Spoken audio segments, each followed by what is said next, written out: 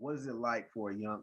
What does pulling the trigger do to a young mind, a young man?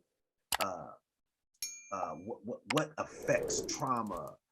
Uh, um, just talk about the effects that happens when you pull the trigger and shoot somebody.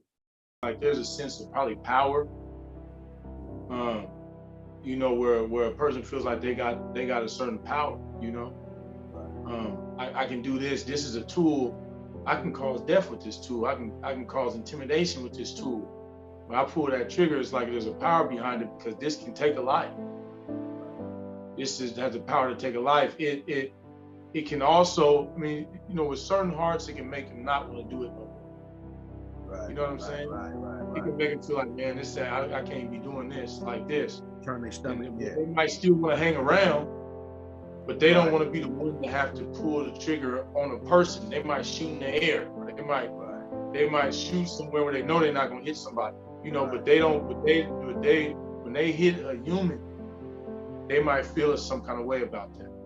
And for a young mind, it can be real traumatic, man. It's like, imagine this, like people that go to war, they get traumatized by seeing stuff, and these are grown men. These aren't 13-year-olds. These ain't little kids.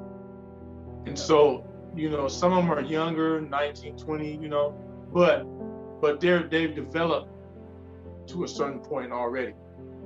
And so they're traumatized by it. Imagine when a kid watching somebody bleeding out on the ground, a kid has been shot before and he survived, and now he's traumatized with every time he hears gunshots, he's twitching, he's scared, and so it can have a traumatizing effect, man. And that pulling that trigger it has a power impact, but it can also haunt you. It can haunt you, man, and make you feel like that's something you want to stay away from, man. And I think it scars these youngsters. And one of the worst things that it does is it desensitizes you. Hardens your heart. Yeah, because there was a kid who used to do it on a video game on his computer. He used to do shootings, and then he went and actually did a school shooting. And he was efficient in his shooting. He had a higher percentage rate than police officers that are trained. Right. Because he had spent so much time on the game, but in his heart, they said that he was desensitized to it so much that he looked at it like the game, where when you kill somebody on the game, if you play the game over again, that person is still alive. Right. Like you would have to kill him again. And so he lost the sensitivity to the taking of human life, to the fact that these people were actually dead. They're not coming back. There's not another round of the game you can play where that person is alive again. And so they can lose the sensitivity, that childlike innocence, that sensitivity to be like, I don't want to hurt somebody. So when once they do it, they almost feel like there's no looking back now. It's like, it's easier now to do it. It's easier to pull the trigger again. It's easier to hurt somebody. It's easier to disrespect your parents. It's easier to not listen to teachers and skip school and not go back.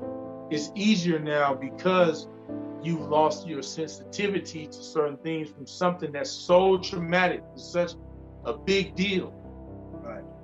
When you're pulling the trigger as a gang member, this is not you going to a shooting range with an older relative and learning how to shoot in a legal way. Right, shooting targets. This is you shooting at somebody who's somebody else's son, who's somebody else's child, somebody's brother, somebody's sister. It's a whole different thing, man. And the effect it has on the human brain is really negative. It will desensitize you to it, where your heart is hardened towards even caring about it. Right. And now somebody's trying to talk sense to this kid, and the kid don't even look at it like that no more. They're like, man, it's whatever. I heard youngsters talk about it like, man, I can't get out of the game until I get me a 180, which is a 187 or a murder. I gotta at least prop somebody, man. I'm like, why are you talking about it like it's not even a big deal? Right. Like it doesn't even matter. Like and that's how they feel. They don't look at it the same way as a regular citizen will look at it. Right. So people have to take into account when they're dealing with these young people that everything that we say to them is not just going to be common sense. They're not just going to receive it like that because they don't look at it that way. Right. Their hearts have been hardened to what we consider reality. Right. Man. I want to talk to you. I want you to tell the people what you're doing now. Like, you was in the gangs, you had this crazy lifestyle that you were living, and you did this long sentence, 15 years. That right there would have broke somebody. But you stayed ministering, you stayed pressing in, and then you get out, you start church. What are you doing now, and what's your goal and what's your plans in the future? Right now, I'm a pastor at a church. Getting ready to launch out and start having services for the people. Living as a husband to my wife, of course. I always like to mention that. Raising my little babies. Ready to get back into outreach, man, and wanting to counter this gang culture thing. I really do. I want to start some programs in Portland that are directly geared towards that, and that's one of my goals right now. That's one of the things that I've been thinking a lot about, mainly because I know people personally. Like, we know people, man, that are wrapped up in that kind of stuff, right. And when it makes it personal for you. And so for me, it's like when it hits home like that, and people and their lives are on the line, you like, man, we got to do something about this. And so right now, I've been just talking to people about some things, all people trying to figure out ways to establish programs.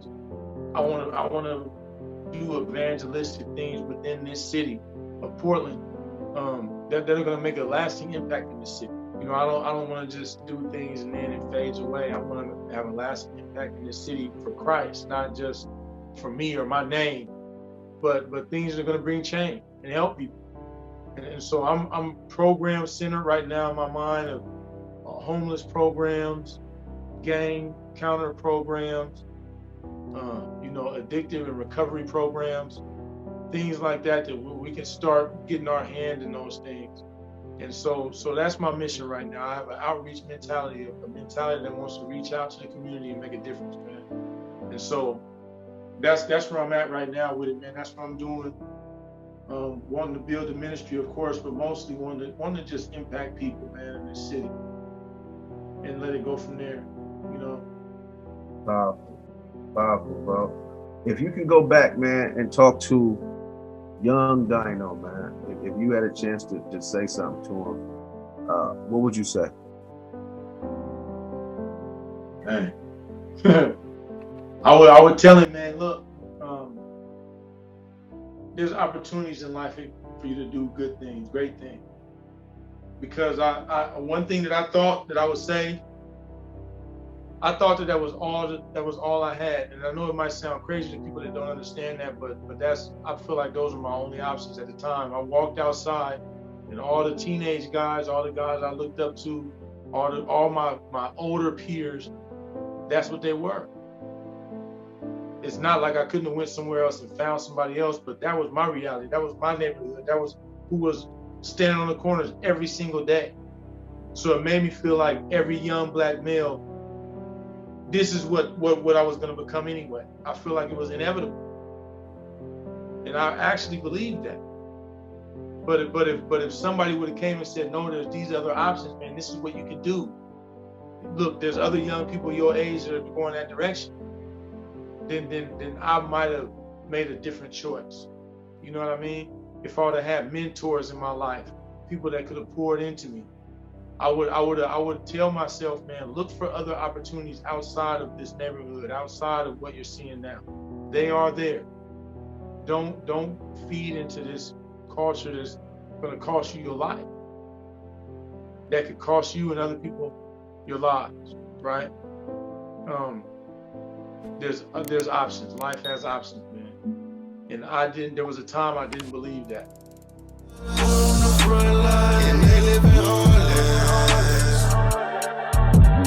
Watch out when they blow. Anybody's a target.